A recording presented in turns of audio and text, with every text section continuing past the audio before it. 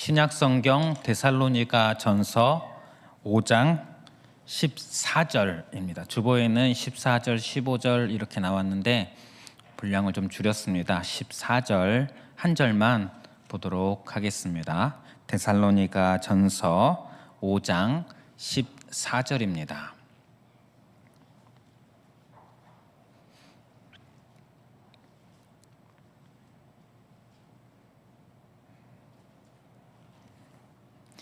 다 함께 봉독하겠습니다. 또 형제들아 너희를 권면하노니 게으른 자들을 권계하며 마음이 약한 자들을 격려하고 힘이 없는 자들을 붙들어 주며 모든 사람에게 오래 참으라. 아멘. 성경의 가르침은 예수님께서 재림하신다 입니다. 우리 예수님 재림하시는 줄 믿습니다. 데살로니가 전서는 예수님의 재림을 많이 이야기합니다. 특히 4장 후반부부터 5장까지는 아주 집중적으로 예수님 재림에 대해서 이야기합니다. 그래서 데살로니가 전서 4장 후반부부터 5장까지는 예수님 재림하신다, 이것을 전제로 두고 염두에 두고 성경을 보면 이해하기가 좋습니다. 5장 1절부터 11절에 보면 때와 시기에 관심을 가지지 말라고 얘기합니다. 즉 예수님의 재림에 대해서 그날이 우리가 언제인지 예측하고 그러해야 하는 날이 아니라는 것입니다. 그날은 예측이 아니라 준비해야 하는 날임을 가르쳐 줍니다. 그러면서 깨어서 정신을 차려라 라고 이야기를 합니다. 그리고 이제 이 12절, 5장 12절 이하부터는 깨어서 정신을 차리면, 그렇다면 실제적으로 어떻게 우리가 살아야 하는가? 예수님의 재림을 기다리면서 실제적으로 우리가 깨어서 정신을 차리는 어떤 모습으로 살아야 하는가를 가르쳐주는 부분이 12절부터 나옵니다. 오늘 그 중에서 오늘 우리가 읽은 14절은 공동체에 대한 얘기입니다. 즉 예수님의 재림을 기다리는 믿음의 공동체. 예수님의 재림을 기다리는 믿음의 공동체는 어떻게 살면서 재림을 기다려야 하는가 부분입니다. 이 부분을 잠시 살펴보려고 합니다. 결론적으로 말씀드리면 오늘 말씀에 나오는 내용은 연약한 자를 돌보라는 내용이 나옵니다. 14절을 제가 다시 읽어드리겠습니다. 또 형제들아 너희를 권면하노니 게으른 자들을 권계하며 마음이 약한 자들을 격려하고 힘이 없는 자들을 붙들어주며 모든 사람에게 오래 참으라. 네 부류의 사람이 나옵니다. 실제적으로 게으른 자들, 악한 자들, 힘이 없는 자들, 그리고 다 모두를 포함하는 모든 사람들, 이렇게 네 가지로, 네 부류로 이야기를 하고 있습니다.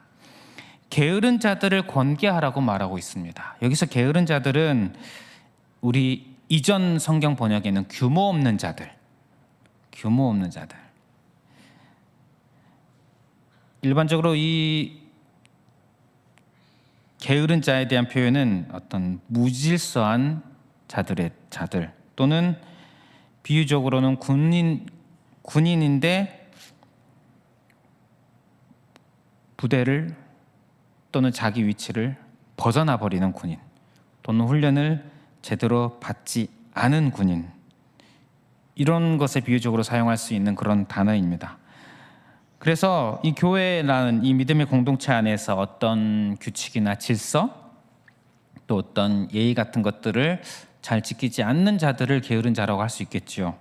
또 어떤 모임이나 예배나 이런 훈련이나 이런 것들에 그렇게 성실하게 임하지 않는 사람들을 이야기할 수 있을 것입니다. 그런 게으른 자들을 권계하라, 즉 잘못함이 없도록 타일러서 주의시켜라, 또 어떤 성경에는 훈계하여라, 이런 식으로도 번역이 되어 있습니다. 이 게으른 자들을 권계하라는 말이 악한 길을 가는 자들을 교화시키라는 그런 느낌으로 말하는 것은 아닌 것으로 보입니다. 공동체 안에서 악한 자들이라기보다는 연약한 자들. 연약한 자들을 적절한 훈계로 가르침으로 이끌어주라는 그런 의미로 이해하는 것이 맞을 것입니다. 또한 그 다음에는 마음이 약한 자들을 격려하고 힘이 없는 자들을 붙들어주며 이렇게 말하고 있습니다. 붙여서 이야기하려고 합니다. 마음이 약한 자들, 힘이 없는 자들, 구분이 가능하지만 비슷한 맥락으로 뭉쳐서 이야기하는 것이 편할 것으로 보입니다. 또한 그들을 격려하고 붙들어주며, 이것도 비슷한 내용으로 보면 좋을 것 같습니다.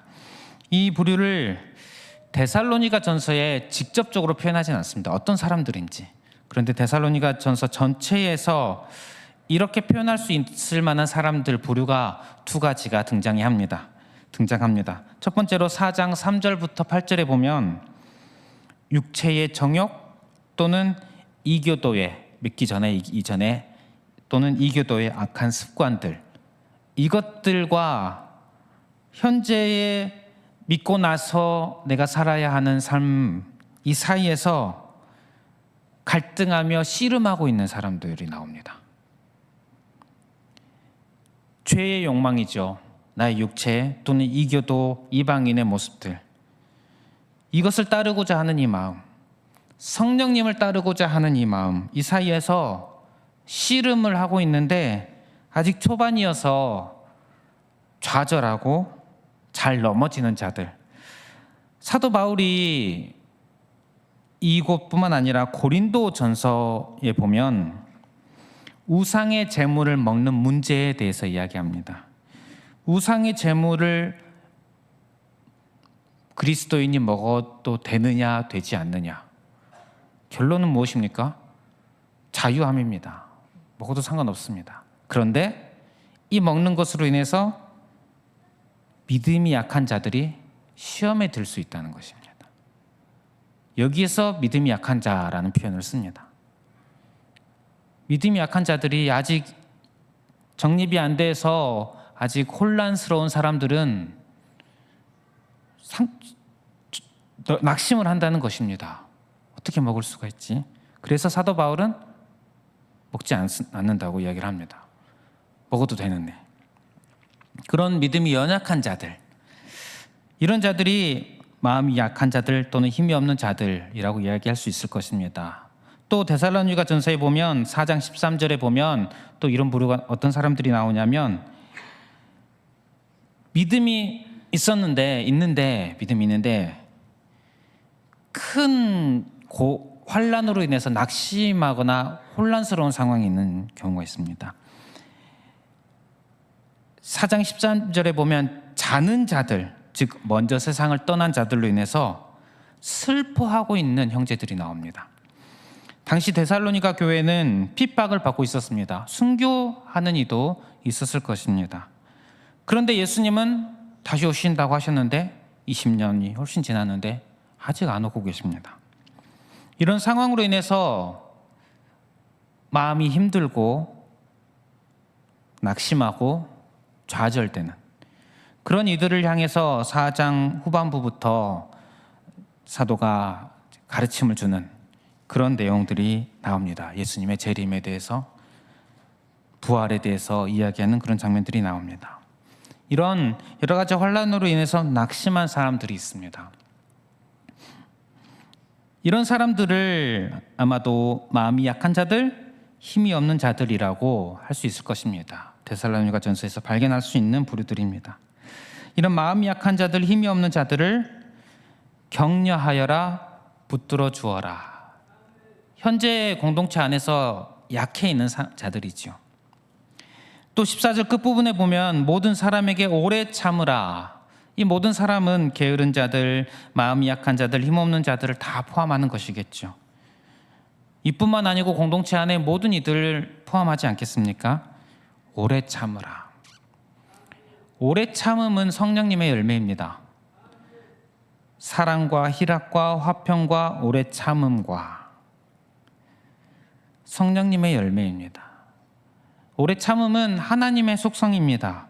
시편 103편에 보면 여호와는 긍휼이 많으시고 은혜로우시며 노하기를 더디하시고 인자하심이 풍부하시도다. 노하기를 더디하시는 하나님의 속성입니다. 하나님이 오래 참으십니다. 그 하나님의 사랑을 받은 우리에게는 오래 참음이라는 사랑의 열매가 맺히게 되는 것입니다. 그래서 믿음의 공동체 안에서 우리는 서로에게, 특별히 오늘 약한 자들에게 오래 참는 사랑, 오래 참는 사랑을 하라고 말씀을 하고 있습니다.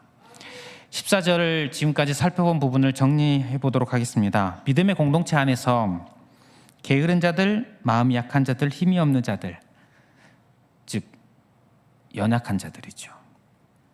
그들에 대해서 권계하라, 훈계하라, 격려하라, 붙들어 주어라, 오래 참으라. 그들을 살피고 돌보라는 이야기입니다. 교회 공동체 안에서 서로를 돌봐야 하는데 특히 연약한 자들을 돌보라.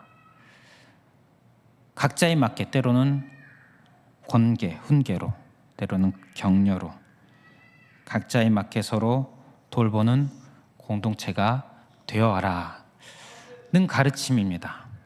그런데 제가 처음 시작할 때 말씀드렸죠. 어느 공동체에게 하는 말씀입니까? 재림을 기다리는 공동체에게 하는 말씀입니다. 재림을 기다리는 공동체의 특징, 연약한 자를 돌봄입니다. 예수님의 재림을 기다린다면 이런 특징이 나타나야 합니다. 제가 이 말씀을 14절 말씀을 새 번역이라는 번역으로 다시 읽어드리겠습니다. 예수 그리스도, 당연히 교회 공동체가 이렇게 살아야 하지만 예수 그리스도의 재림을 기다리는 공동체로서 이렇게 살아야 한다는 생각으로 다시 한번 들어보시길 바랍니다. 형제 자매 여러분, 여러분에게 권고합니다. 무질서하게 사는 사람을 훈계하고 마음이 약한 사람을 격려하고 힘이 없는 사람을 도와주고 모든 사람에게 오래 참으십시오. 왜요? 예수님께서 다시 오시기 때문입니다.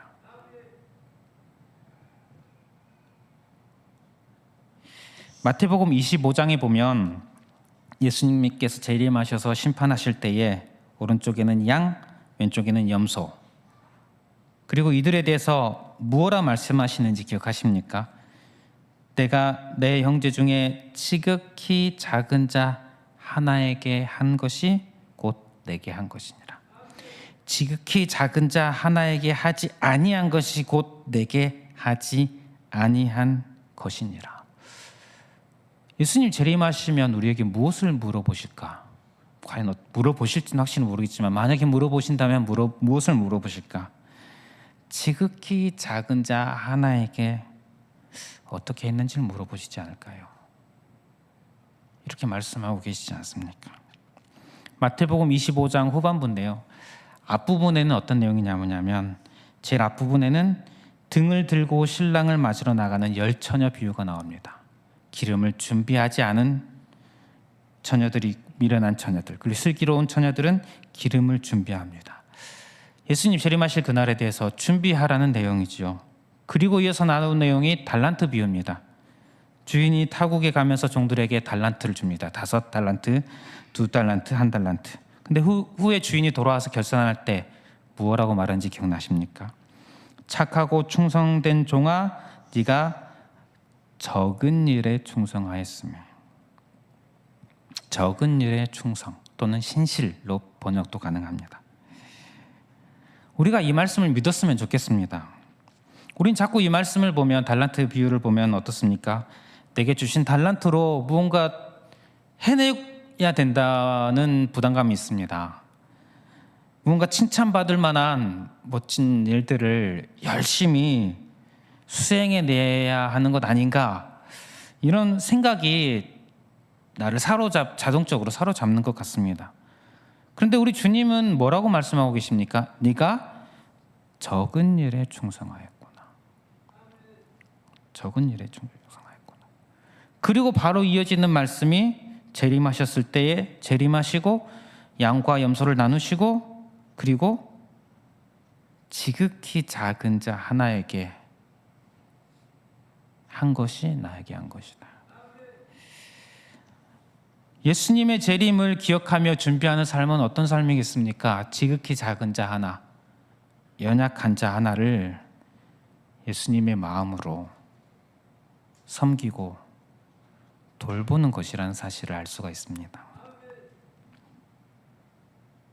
사도 바울은 이 말씀을, 이 사실을 잘 알기에 재림을 기다리는 교회 공동체에게 오늘 연약한 자를 돌보라 말씀을 하고 있습니다. 말씀을 마무리하겠습니다. 재림을 진실되게 기다리는 자, 재림을 진실되게 기다리는 공동체의 모습은 작은 자, 연약한 자를 돌보는 모습이라는 사실. 혹 내가 지금 그렇게 살지 못하고 있다면 나는 예수님의 재림을 기억하지 않고 살고 있는 것은 아닌지 나를 돌아봤으면 좋겠습니다. 혹 우리 공동체가 이런 모습이 부족하다면 예수님의 재림과 상관없는 그런 공동체의 모습이 더 많은 것 아닌가 돌아보았으면 좋겠습니다. 우리 예수님은 2000년 전에 지극히 작은 나를 위해 오셨습니다. 2000년 전에 죄인의 괴수인 나를 위해 십자가를 지셨습니다.